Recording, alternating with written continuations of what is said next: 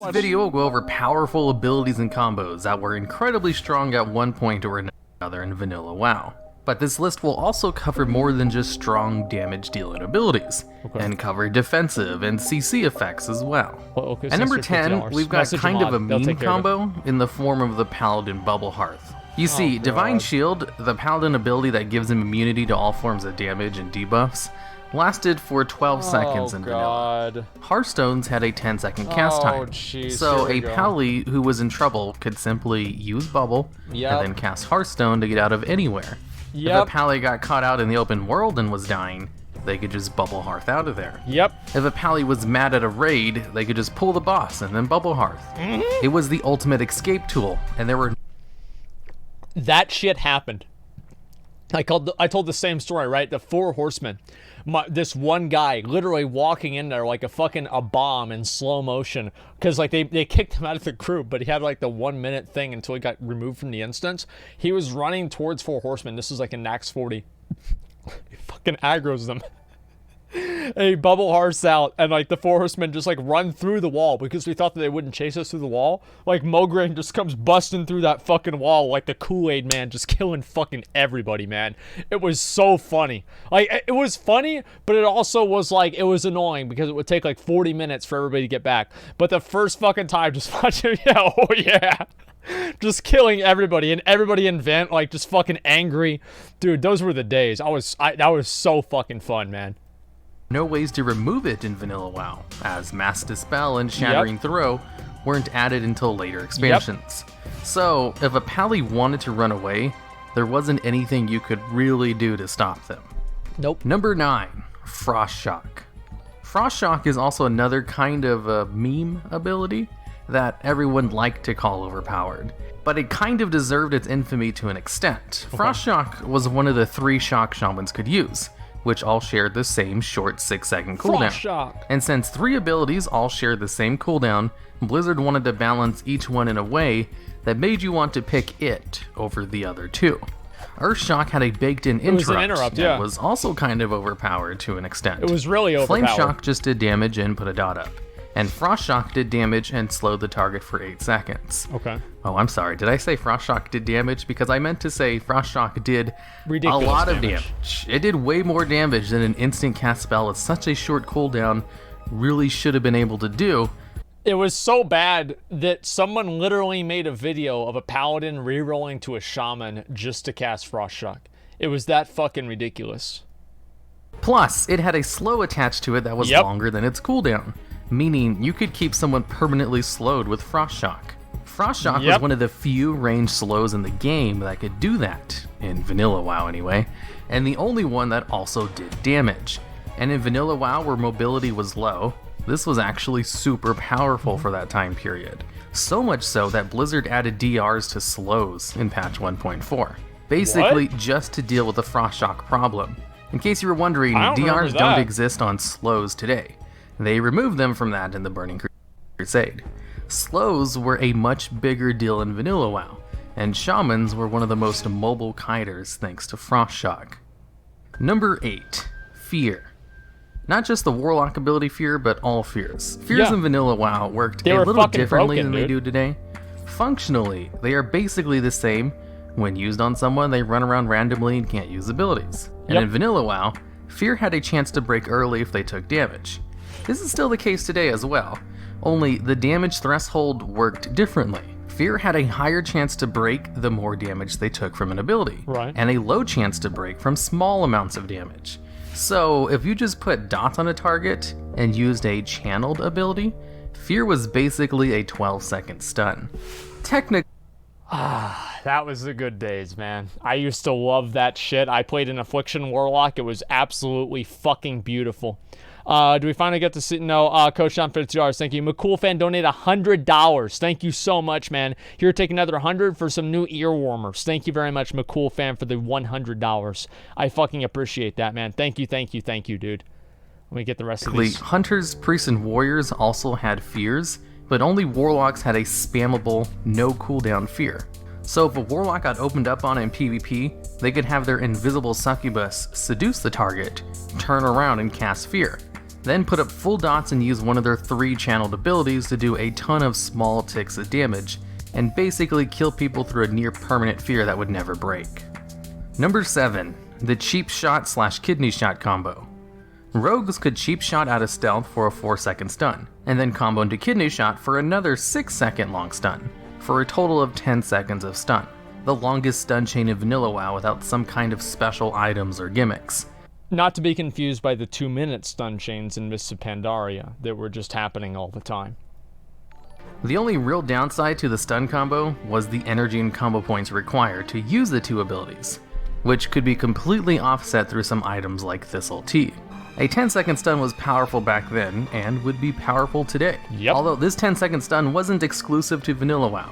It was a thing all the way until Cataclysm, when Blizzard finally put Kidney Shot and Cheap Shot on the same stun DRs. But it was really strong in vanilla WoW too, and the cause of lots of complaints about rogues being too overpowered. I wonder where those came from. Funny enough, the thing that people associate rogues to, being able to CC someone to death without ever getting hit back, didn't actually involve the cheap shot kidney shot combo, which I'll get into a little bit more later on in this list. Number 6, Curse of Shadow and negative resistances. Before patch 1.9, you could cause targets to go into negative resistances with either Curse of Elements or Curse of Shadow. Negative resistances were a stat that would lower damage taken by their specific element and give you a chance to resist their effects. So having high shadow resistance meant you took significantly less shadow damage and could sometimes be immune to fear and other Shadow School debuff effects. Negative resistances basically did the opposite and caused you to do bonus damage to targets. So a warlock throwing up a Curse of Shadow on a target, causing their shadow resistances to go into the negative, they could hit them for double damage shadow bolts. What the fuck? Which if they crit, could do a potential of 4 times their normal damage. What the fuck? Which was basically a guaranteed one-shot to any player. That's really good. This was so good that Blizzard just removed the ability to go into negative resistances in patch 1.9, as it was most likely a bug anyway and unintended. Number 5, Mortal Strike. Mortal Strike was one of the hardest hitting instant attack abilities in the game, which scaled with weapon damage. Yeah, it sure did. For those of you who don't know, some abilities scale with weapon damage, and weapons have varying levels of damage based on speed. It did a lot of damage. So a fast weapon will do less damage than a slow weapon, since it hits more often. While a slow weapon will do a lot more single hit damage because it doesn't hit as often. Weapon damage. And that's how Blizzard balances them out with each other. So with an instant attack like Mortal Strike that scales off the weapon's damage and doesn't care at all about its speed, you want the slowest weapon possible to make sure it could hit the hardest. And this is where the Arcanite Reaper came to fame. 3.8. The Arcanite Reaper was a high-level blue weapon that was somewhat easy to craft and extremely slow with an attack speed of 3.8, making it a monster of a weapon for warriors. It was so good, it even outclassed some epic two-handed weapons from Molten Core. I actually like the idea of weapon speed being like a factor. Like having like a 3.2% 3.2 speed polearm versus like the 4.0 speed big dick fucking great hammer. The only problem that I really had with this system is like in Dark Souls, for example, like slower weapons are really good for some things and faster weapons are really good for other things. But overall, fast weapons are, as far as I know, better. But in WoW, since everything basically just did weapon damage, there wasn't really any instances of a faster weapon really being better, except for maybe for generating threat, you know? And I think that was the main issue that they had with having weapon damage and like just like flat weapon damage being a modifier for the damage for like abilities. But if they had something where like faster weapons had their own advantage, maybe they would generate more rage, etc. I do think that it could have been a really cool system they could have built on and iterated on. Fight being a level 58 blue item. So, coupled together with Mortal Strike, a middle-of-the-road geared warrior could take out half the health of a player with 1 MS. Yeah, of course. And even kill Clothes with a crit. Of course. It was easy, effortless power, and very widespread with how easy it was to obtain the Reaper. Yeah, of course. But come patch 1.8, Blizzard normalized weapon attack speed. And brought Mortal Strike more in line and no longer overpowered with an extremely slow weapon. And on a side note, because of the widespread use of the Arcanite Reaper, it was used as the model for the heirloom two-handed axe we have today. Number 4, Blind Prep. Ever hear the infamous stun rogue who killed max level geared players while naked and using a starting zone dagger? Well, that infinite stun combo actually didn't rely on stuns very much, and was in fact so strong because of Blind. You see, Blind is an instant cast, long form CC that breaks on damage. This is and Preparation is an ability rogues have that resets the cooldown of all other rogue abilities. So what the naked rogue in the video did was take advantage of the fact that Preparation could also reset the cooldown of Blind, and the fact that Eviscerate did static damage and didn't scale at all with gear. So what he did was double cheap shot with Vanish and then Blind. He'd wait the full Blind duration in order to leave combat and re-stealth, then Sap, and wait the full duration again for another re-stealth, since in vanilla WoW, Sap made you leave stealth. Then it's like that dude's a grand motherfucking marshal. And he just got beat by a rogue that's not wearing any fucking gear.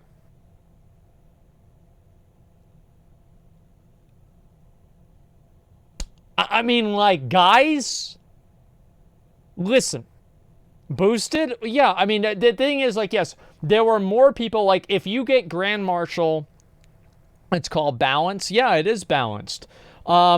But it's a good player. So is the other guy, probably. And it's like, how do good players counter being unable to play their character until they die, right? It's like good players can't avoid a one-shot. This is kind of the same thing. Thinking classic is balance. Yeah, I mean, listen. Like, the way that I look at just trinket, they're just going to vanish, man. Just reset, wait for your trinket, do it again, right? That's all there is to it. It's sorry to say. Like, I mean, they just vanish and do it again. Like, the thing with rogues is that if you are a pussy-ass bitch and you play a rogue, you're gonna do, it's what you do. This is how you play right here. Trinket Rend, then they can't. They can just always open, prep to reset all cooldowns, etc., and then right? do the whole thing again.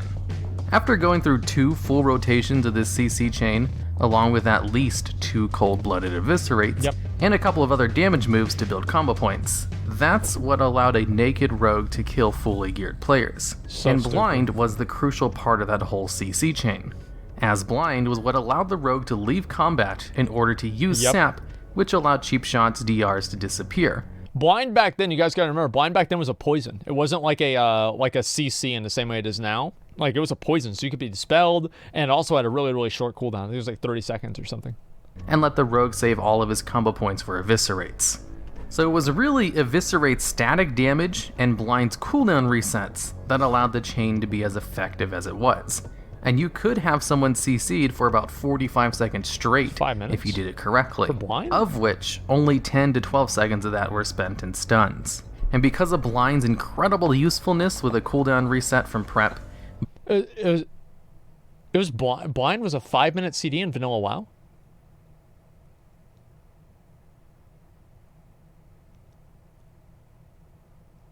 Damn, like, I never played a rogue back then. I thought it was like fucking, it was like 30 seconds or something. I thought you could blind all the time. Fuck, okay. Yeah, you could skill it for just 3 minutes? Yeah, well, 3 minutes is still a lot more than 30 seconds. I was totally wrong. Prep? Yeah, I don't know. I didn't know that. Blizzard made sure all future versions of Preparation excluded Blind from being reset, starting with the Burning Crusade. And that's how Preparation has worked ever since. Number 3. Windfury Weapon. Nearing 2 points in vanilla WoW, Windfury Weapon was kind of broken and overpowered. Here we go. Windfury is a shaman weapon enchant that gave the shaman a 20% chance on hit to proc 2 extra attacks. Before patch 1.4, this proc didn't have an internal cooldown, so it was possible for Windfury to proc off the 2 hits generated from Windfury, and theoretically could proc off of itself forever until the target died. This was also the time period before attack weapon normalization, and since the extra hits from Windfury basically counted as extra attacks, they did insane amounts of damage from a very slow 2-handed weapon, like the Arcanite Reaper. There was even a famous video of a shaman going around with a legendary mace from Molten Core, one-shotting people with Windfury procs. Eventually, though, warriors could do that easy. Like, the thing is, like, like a shaman's highlight reel is a warrior's, like, that's like B footage. You know, you show that between other things. Like, like a shaman's highlight reel. Oh my god, look at this big crit. Wow. And it's like warriors just do that all the time. So like whenever I originally saw that video, I wasn't impressed. Blizzard added a 3-second internal cooldown to Windfury, so it couldn't proc off of itself anymore, and killed it even further with attack speed normalization in patch 1.8. Yep. But Fuck 'em. in patch 1.11, someone discovered that the individual ranks of Windfury didn't share an internal cooldown. So if you dual-wielded weapons, you could apply the highest rank of Windfury to your main hand weapon, and then the second highest rank of Windfury to your offhand, and get 2 times the procs. Oh my which god, was pretty dude. good. Until this too got nerfed, or fixed, in the Burning Crusade. Number 2, Will of the Forsaken. Will of the Forsaken was given to undead players as a racial with the launch of the game, when Blizzard decided to make undead players be counted as humanoid instead of undead, to retain some of the CC immunity that may have provided, as being classified as undead in the beta made them immune to a lot of CC that could only be used on humanoid targets. I wonder like who the fuck thought that was gonna be balanced. Oh well, they're just undead, so they just don't get CC'd by like fucking half of everything. It's like who the fuck thought that was gonna be balanced? I wonder. Like sheep, and just made them immune to fears altogether. So what Will the Forsaken did was break charm, fear, and sleep effects, and as polymorph. well as make you immune to those effects for 20 seconds. Yep. Now, 20 seconds of fear CC immunity is huge, and that was a downgraded version of what undeads could do in the beta, which was be permanently immune to them, which is why I can see why Blizzard left that in the game for so long. Eventually, Blizzard thought giving a race 20 seconds of immunity to 3 CC effects, of which one of them, fear, being heavily used in PvP, was a little bit unfair compared to the other racials. Don't worry about it. So they nerfed it in patch 1.6 to only make you immune to those effects for 5 seconds instead of 20. Yeah, it's a little bit more realistic. Which was still powerful, but pissed off a lot of undead players. Someone took a screenshot back in the day of a list of reasons Blizzard thought players might be quitting WoW, and one of the options available was what the fuck? Because Will of the Forsaken was nerfed. Wow. Which was most likely a joke, but still kind of a big deal. Will of the Forsaken was always a strong racial throughout its whole life, and still gets nerfs even today. But it was at its strongest in vanilla WoW. Yep.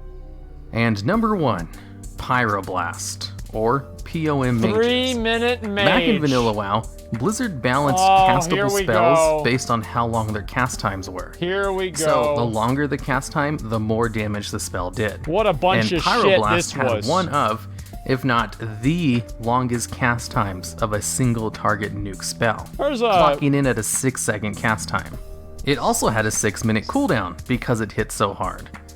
Wait, Pyroblast had a 6-minute cooldown. What? I don't remember that at all. Presence of Mind did? I thought Presence of Mind was 3 minutes, but I thought Blind was 30 seconds, so, you know, it depends. Yeah, I thought it was 3, because, yeah, Presence of Mind was 3 minutes because they called it a 3-minute mage, because every 3 minutes, it doesn't matter how shitty you are at the game, if you're a mage, you can kill somebody every 3 minutes. And that's the way that it was going to work. Now, arcane mages had this ability called Presence of Mind, which made your next spell instant cast, and worked on Pyroblast. Also, they had arcane power, which gave them 35% more damage for 15 seconds. Both of which were on a 3-minute cooldown, and neither was on the GCD. So if you had 2 good, on-you spell power trinkets, because before patch 1.10, you could use multiple on-use trinkets at once. CD. You could just macro in Presence of Mind, Arcane Power, your spell power trinkets, and Pyroblast to create one of WoW's very first one-shot macros. That's a Swifty macro right there. Except this one was literally a one-shot macro, and not just a clickbait burst macro. You could one-shot players with this macro, but only once every 3 minutes. That's or a badass I guess once video, every dude. 6 minutes before Pyroblast's cooldown was removed in late vanilla. Yeah. As far as damaging abilities go, this was probably the most overpowered thing, as it was a guaranteed one-shot, instant cast range nuke that didn't require skill. outside of getting 2 good spell power trinkets and creating the macro. Now for some honorable mentions, things I thought to put in the list but decided against. For one, the thing I find so funny about this whole list, right, is the fact that like warriors, they do so much damage that a normal, like a large crit from a warrior is what's considered a thing on this list, right? And it's like, yeah, warriors aren't that good at 1v1, okay? We got that. Everybody knows they're not that great at 1v1. But like whenever you go into like a BG situation, and you pop Recklessness, you pop Sweeping Strikes, you go into Berserker Stance, you queue up a cleave, and you Whirlwind at the same time, and 3 fucking people die because you just fucking delete them off the screen. Oh, yeah. Yeah, I'm surprised he didn't put in Sweeping Strikes Whirlwind combo, because that was OP as fuck. That's like an on-demand Windfury. It was insane. Or you just get CC'd? Yeah, that's why you use a free action potion and you have like 3 healers behind you. And that way you don't die, right? But after all the CC runs off, then you kill everybody. That's how it would work. One reason or another. That's basically just Reckoning. It was a Paladin talent that allowed a Paladin to solo a world boss. I didn't include it though, because for one, it's talked about to death. There's a bug. And everyone would probably be expecting it. And 2, the big reason, it was only in the game for like a day or 2. Yeah, it's a bug. Who gives a fuck? Obviously a bug and an oversight. I guess it would technically count, so I'm adding as an honorable mention, but these other things, were actually used in the game for more than a day. Of course, besides that, there might have been some other things I probably overlooked, so if you know of any other overpowered abilities or things in Vanilla WoW that I might have missed, I'd love to hear about them down in the comments. Okay. Okay. So, number 1, let's look at this here. Warlock PvP in a nutshell. Fear, ... Fear, drain life, coil, spit, /lull. Death coil was fucking ridiculous. Like, I mean, this is so... You should have mentioned True Silver Champion shield proc with a Paladin. Who gives a fuck about Paladins? The animation in this video is really cool. I'm in this video. Rogue is the reason why I'm going to go Shaman Orc with mail armor. That's very true. Reckoning Bug was only a handful of hours, and Blizzard rolled back to servers too. Back whenever classes were unique and had an identity.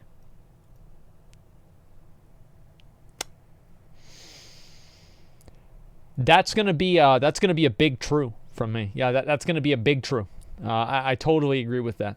I want to do one more run right here.